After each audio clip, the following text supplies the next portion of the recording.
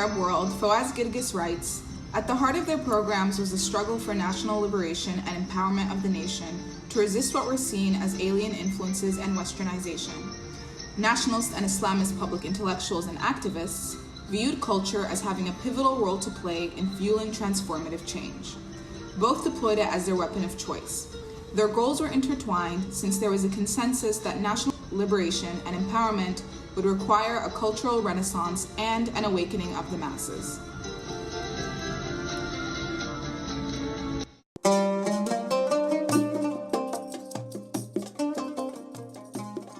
Today we put in conversation two intellectuals of the modern Arab world.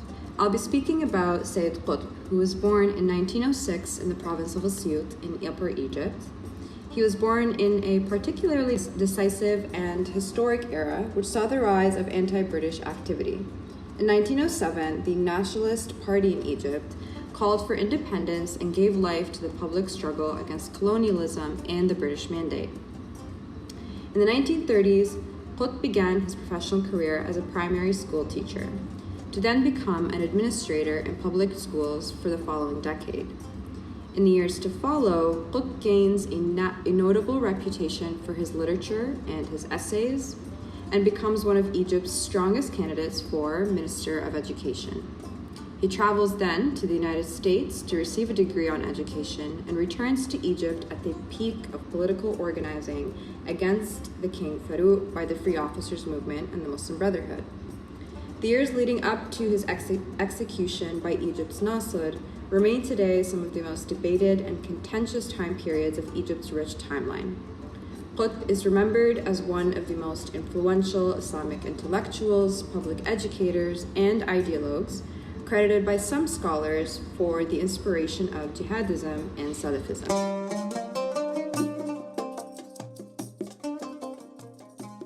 And I'm Lena, and today I'm going to be presenting on Ustaz Mahmoud Mohammed Taha, who was born in 1909, a mere 3 years after Qutb, on the east bank of the Blue Nile in central Sudan.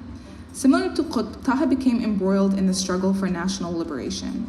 He engaged in various anti-British activity, and as a result of his feeling that none of the present political parties in Sudan really spoke to him, he formed his own Republican Party, Al-Hizb al-Jamhuri, in October of 1945.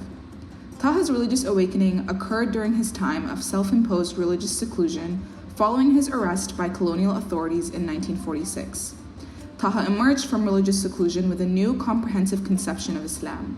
His newfound understanding was detailed in his most notable publications, such as Risalat al-Salah and Risala al-Thaniya min al-Islam, published in 1967. Taha's work solidified him as one of Sudan's leading Islamic intellectuals and political figures, as his Republican Party became the physical manifestation of his Islamic understanding following his execution by the Nimeri regime in 1985.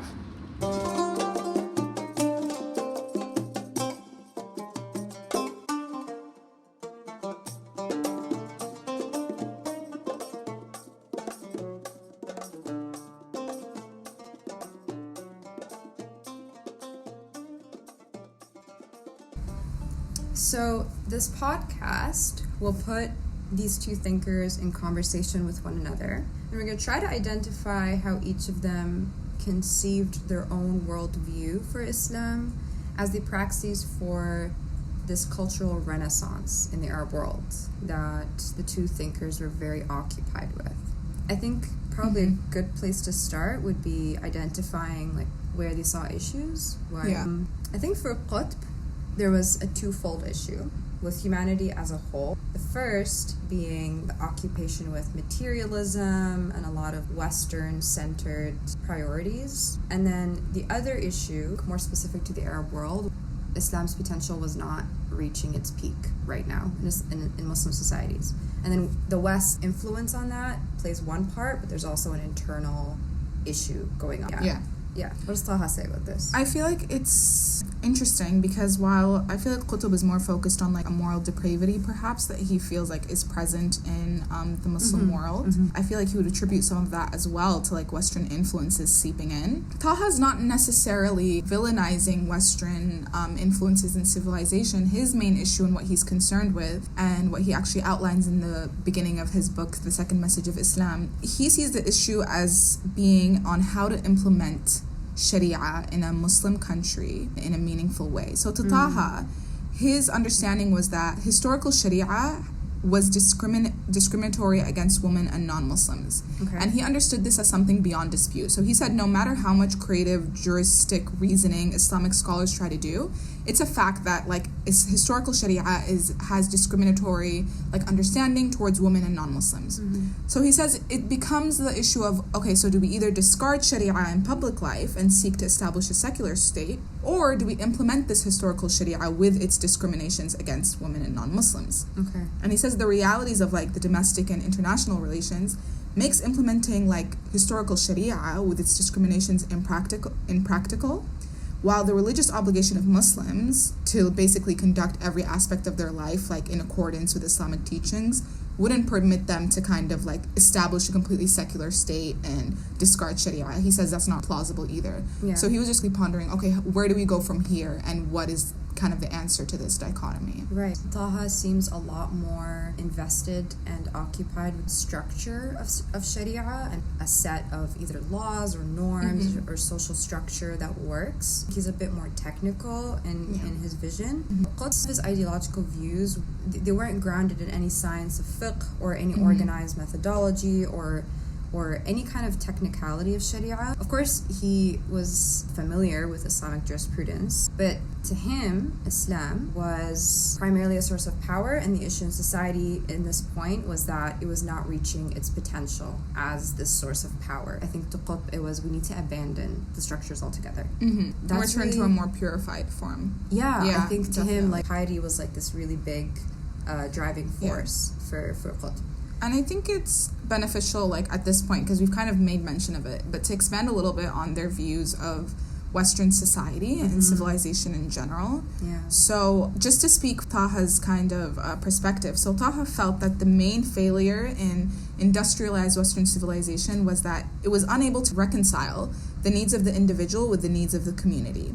Okay. And so he says, like, the need of the individual for absolute individual freedom and the need of the community for, like, social justice and protection. He says that Western civilization is unable to reconcile these two things, right? So freedom is automatically curtailed for, like, protection of the society and vice versa. In his book, The Second Message of Islam, he says, this failure is the proof of the inadequacy of philosophies and ideologies throughout history to the present day.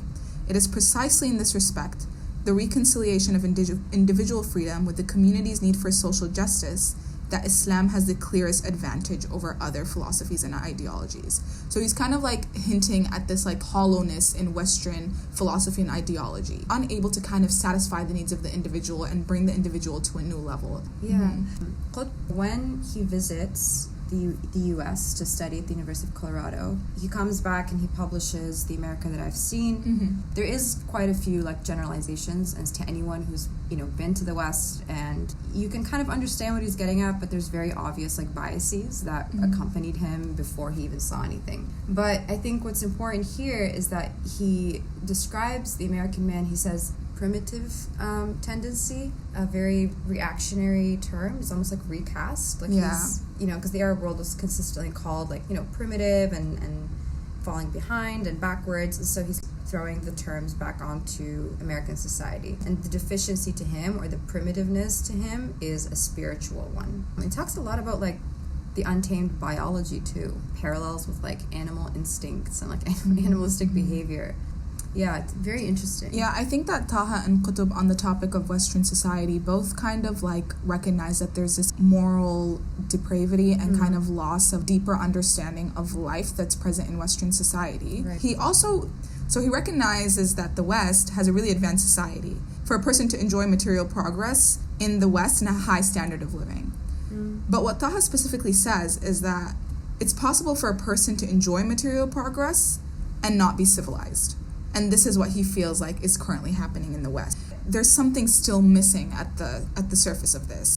A loss of kind of understanding of what it really means to be human. Mm-hmm. So in that sense, material progress, although it is great and it's great. Yeah, it's great and important, and it develops a society, but to a point. Right. Is what he's saying. Yeah. Qutb actually says something very similar. The title of this paragraph that I'm about to read out is called America's Role in the World. And so he says there's a very particular thing that America will serve, and then after that we have to look somewhere else. And I think both of them hint at this like superiority in the Arab world, where they're like, we have what's missing. Yeah, exactly. And we're going to give you guys solutions on how to get there. Mm-hmm. So Qutb, this is a translation, of course, and he says that for humanity to be able to benefit from American genius, they must add strength to the American strength, right? So strength here is this human element. Humanity makes the gravest of errors and risks losing its account of morals if it makes America its example in feeling and in manner. And that's where we complement it, and that's where we matter in the world. I think it's all about a question of like positioning the Arab world somewhere and bringing it to the surface. Yeah. And I think it's definitely interesting because Qutb and Taha, they're both writing at such a specific time. Yeah. And what they're writing about is really, it's interesting that their kind of foundation rests upon what they believe the West is missing. Mm-hmm. So although they are not looking to the West, and they're not necessarily saying that we need to be like the West, but they're still saying, okay, we recognize that the West has things. But what they're both agreeing on is that that's not enough. Society becomes sort of stagnant, and it becomes, I don't know even the sentiment to kind of describe it, but like there becomes a loss of spirit almost, a loss of, or connection, I feel like would be a really good word, like a connection of society to the greater world and to the universe, because that's essentially what God is and what Islam is, a connection to a higher universe, a higher being.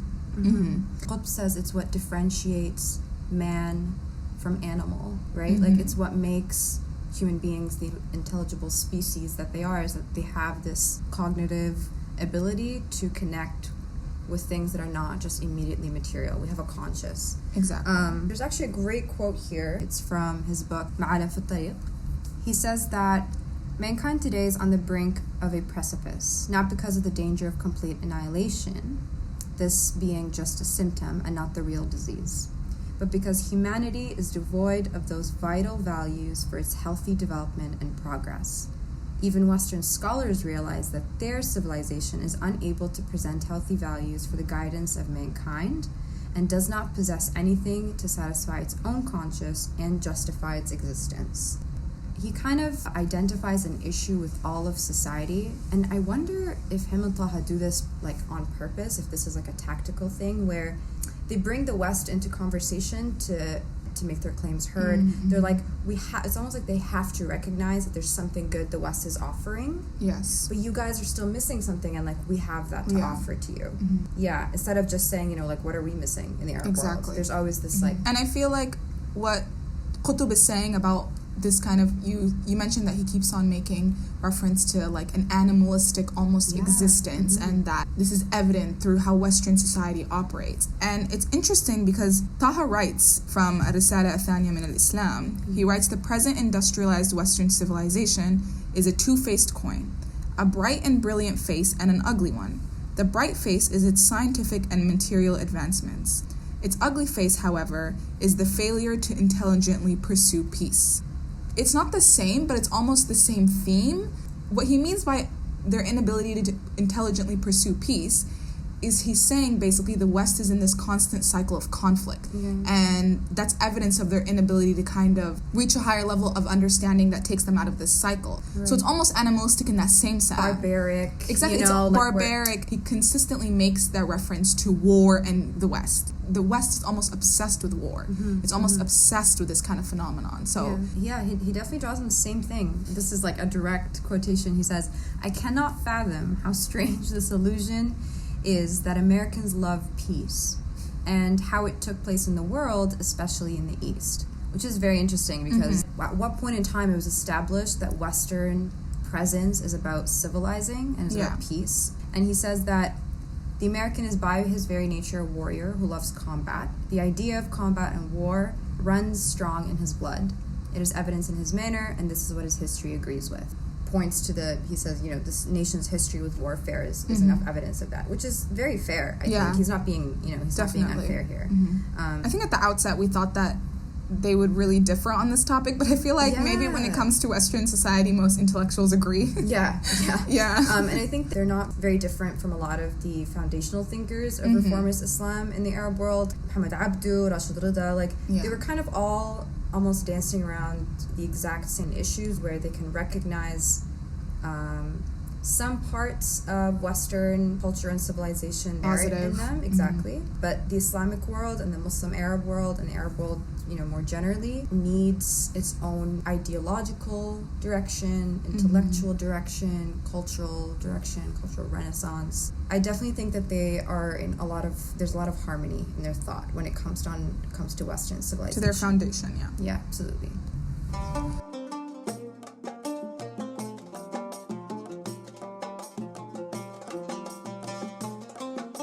So we've talked a lot about Qutb and Taha's, the problems that they saw facing their societies and the Arab world in general, the way that they brought Western civilization into conversation with their ideologies, basically. I'm interested now in hearing which tools they thought were prevalent in Islam specifically for reviving society and maybe answering the problems that they had posed in the beginning. I think for Qutb was the access to a very simple, almost sensible understanding of Islam and the Quran specifically. So I think he was Quranist at his core. What mattered to him was the effect of the words of the Quran, the image and the notion that it left upon the Muslim community. And he wasn't really preoccupied or even actually in favor of following some precise blueprint of sophisticated interpretations for what Islamic order should look like or Islamic society should look like. To him, it was about feeling fundamental messages in the Quran and acting them out and living them out in your way of life and working with the contemporary moment that you're reading them in with actuality. This was really evident in his book في ظلال القرآن, which was a commentary of the Quran written mostly in prison, actually, between 1951 and 1965. So the writing process for this particular text was really interesting. So it's been said that he would listen to the Quran as he was in prison. He would write his thoughts down, his interpretations, very raw thoughts and interpretations, and he would sneak these writings out of the prison to friends on the outside for safekeeping. And they would essentially be the ones that would kind of tabulate and archive these volumes together. I think it's very obvious that he was fundamentally interested in the Quran being accessible to everyone, and there was no need for the intervention of a learned Islam through this dry prism of traditional commentary and, disciplines like fiqh or even jurisprudence. He just wanted a very raw interpretation and understanding and feeling, actually internalizing what you were reading. Qutb says that as a child he was exposed to really sophisticated recitations of the Quran, and there would be these gaps in his knowledge. Obviously he was a young kid listening to the Quran, and he said that they would be compensated by these vivid images. He would actually envision, he called them suwar, that formed in his imagination as he listened to what he was being read. And that's what he wrote the book about, التصوير الفني في القرآن, the artistic depiction in the Quran. Almost enchanted by this lyrical quality. It was very artistic. Yeah. And he actually memorized the Quran by the age of 10. It came to him that easily. Anyway, the point of that is this relationship and connection that he had with the Quran informed where Islam is situated in society. He thinks that there is a very simple and direct purpose for the Quran, and it is to just invoke this ethical lifestyle by mere sensibility. And what's interesting is that Taha's focus is on Sharia specifically, and on Islamic Sharia law. And what he thinks is that he recognizes that Islam, being the final and universal religion, according to Muslim belief, was offered first in tolerant terms in Mecca. So when the Prophet Muhammad, peace be upon him, brought the message to Mecca. But as that message was rejected in practice, the Prophet and his few followers were then persecuted and then forced to migrate to Medina. And so historical Islamic Sharia law, known as Muslims today, was based on text in the second stage, the Medina stage. And he's saying in the Medina stage, God was responding through the Prophet in the Quran and the Sunnah to the potential and needs of human society at that present time. And so, however, once they embraced like this new religion, the sword was suspended. He uses that term. Okay. So in Taha's perspective, he believes that Islam is in all its perfection, and that obviously, included in that is the Quran. Right. He still maintains that Islamic Sharia has the opportunity and should actually evolve.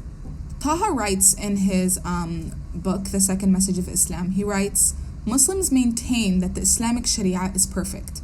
This is true, but its perfection consists precisely in the ability to evolve, assimilate the capabilities of individual and society, and guide such life up the ladder of continuous development. So that quote kind of encapsulates his thinking. He believes that many aspects of the present Islamic Sharia are not the original principles or objectives of Islam. They merely reflect the circumstances of the time and the limitations of human ability. So he's saying the Islamic Sharia of the 7th century cannot really be adequately applied to the 20th century.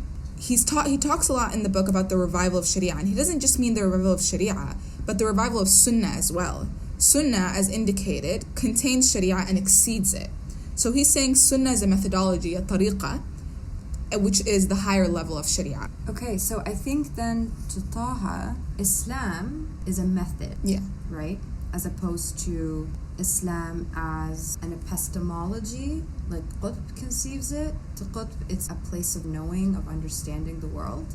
But to Taha, there's a technical methodology that we can execute, ethical way of life. So I would actually disagree with that. I think that Taha does in fact use Islam to inform his epistemological understanding and basis.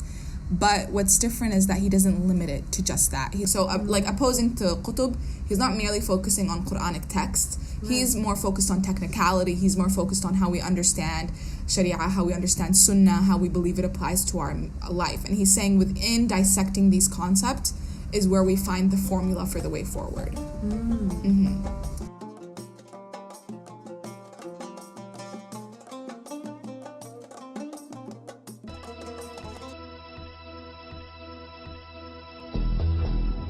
In 1950, Sayyid Qutb travelled back to Egypt from America.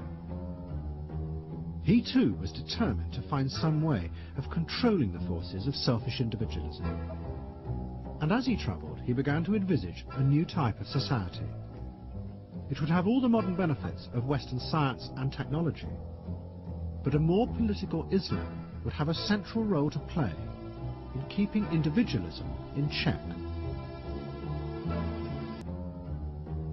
So we've just heard a small audio clip from Adam Curtis's documentary, The Power of Nightmares, that sketches out Qutb's intellectual journey from the time that he was in the United States right up until his execution. And so I think this would be a good opportunity now to talk a little bit about what these two intellectuals had to say about individualism and the role of the individual as a variable in this aspiration that they had ahead. For Taha, essentially, the individual is the foundation of any change. So that includes societal change.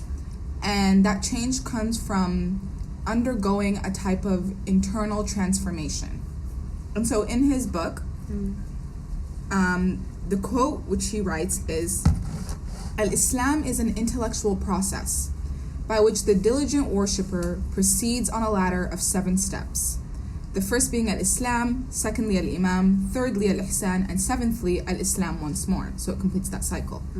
At the initial stage, Al-Islam is merely external or apparent submission, while in the final state, it is both external and internal genuine submission. So what Taha believes is that essentially Islam operates at the individual level. When an individual reaches a state of consciousness and purity, Islamic purity, they're going to be able to control their body and tongue and quiet their mind and master their thoughts. So he keeps coming back to this sentiment of learning to master your thoughts, learning to basically constantly act as if you're in the presence of God at all times. So Qutb actually does have something to say about the role of the individual. He puts like two ideas at work. So there's obviously Islamism, which him and Taha see eye to eye on, but he also brings in humanism, which just theoretically is a paradox because humanism appeals to like non-theistic motivations for leading an ethical life. But he actually says that humanism or ability to lead ethical lives does not need to be because of Islamic rules. There does not need to be a Sharia that tells you the step by step of leading ethical life. He says that Islam and humanism are actually in complete harmony because one of them is the call for an ethical life without somebody telling you to lead an ethical life or telling you how, and then Islam being this driving force for this ethical life, right? If you read the Islam and you understand it and you feel it inside of you, humanism comes out almost intrinsically. In a book, Al-Adala Al-Ijtima'iyya, he describes Islam as the eternal dream of humanity, embodied in a reality lived out on earth. So to him, it's something actually as old as the religion itself. Taha might actually disagree with that. The core, honestly, of his ideology is this individual transformation and reaching this level of purity and Islam. And maybe unlike Qutb, and maybe you can disagree if I'm misunderstanding, he doesn't believe that this is innate. He doesn't believe that this is kind of second nature to humans, whatever. He says, no, this comes through only living your life in accordance with Islamic principles. Okay. And so in his book, he writes, when an individual has learned to control his body and tongue, he can begin to quiet his mind and master his thoughts. The individual thus reaches a purified state through what we call the reversed or inverted approach, starting from the outside and proceeding ever more profoundly inward. This is also the point where harmony of conscience, and conduct is achieved, as the purity of conscience is manifested in the righteousness of behavior. An individual at this state is at the threshold of absolute individual freedom. So basically what Taha is saying, it's really interesting, honestly, is that if you're living your life in accordance with Islamic principles and laws, eventually you'll reach this purified state individually, internally, and that will reflect on your actions. And at this stage, he says there's going to be no curtailment of rights, that essentially nothing would have to be forbidden, that laws themselves would be useless, because the individual would have reached such a stage where all their actions would be in consideration of God and in accordance with Islam. Because Islam governs an individual in a way that makes their interaction with the community and universe always peaceful and unharmful, there would be no need for laws. So he's taking the individual as like a small case study to what could be. And he's saying this all comes from the mind, the power of the mind, the power to harness your thoughts. Yeah. I think to Qutb, it all happens on the inside. It's how you feel it. It's how it impacts you through emotion. It's how it's depicted in images in your mind. And so there's this sense of like an aesthetic for individual existence. And aesthetics and Islamic thought, there's a very delicate relationship between them, because for somebody like Qutb, it was very much an aesthetic. It was a very romanticized and poetic way of existing for humanity as a whole.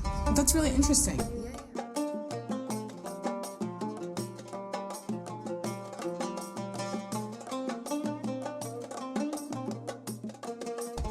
But I do think that overall, both Taha and Qutb have had prolific output.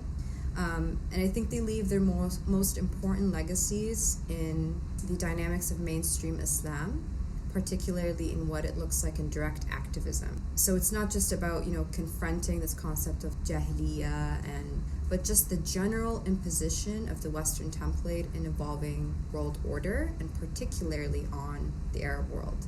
So it's not enough to be passive, and the Arab world needs to be more assertive in their struggle to shape a just world order. And where Qutb and Taha might converge a little bit is what that might look like against the backdrop of Islamic thought. Definitely. Yeah, and speaking of kind of their legacies, I think that Taha does prophesize the future in his book, The Second Message of Islam, at the end.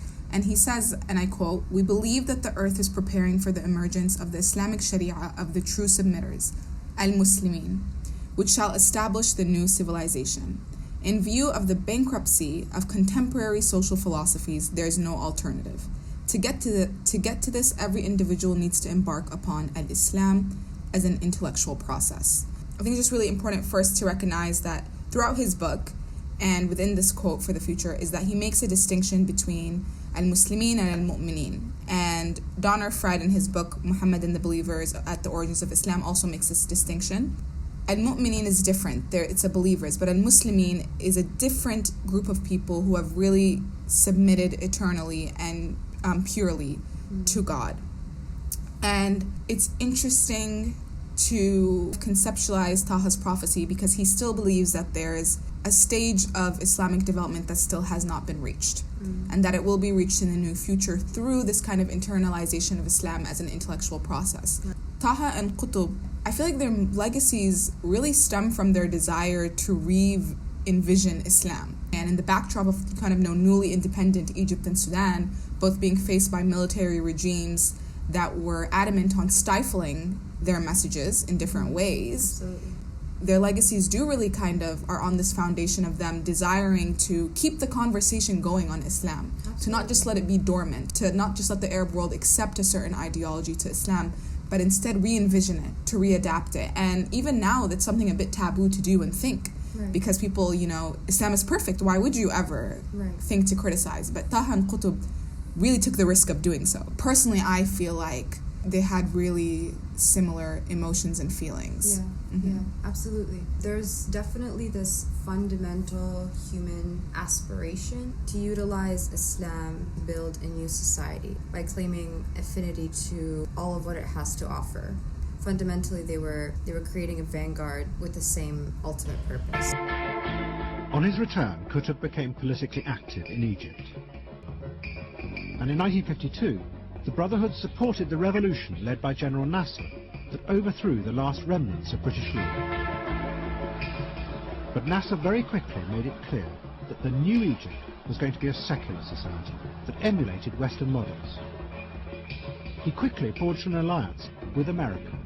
I think at the onset of British withdrawal and colonial withdrawal from the Middle East, every intellectual thinker was kind of having this internal conversation of what now? Where do we go from here? Right. Yeah. Exactly. And that's why I feel like Taha and Qutb are such Nahdawis at their core, to constantly be in conversation with their societies and the questions of their time, to think about where are we going and what to do now. And in that sense, they're really quintessential Nahdawis and they're very much born of that period. Right.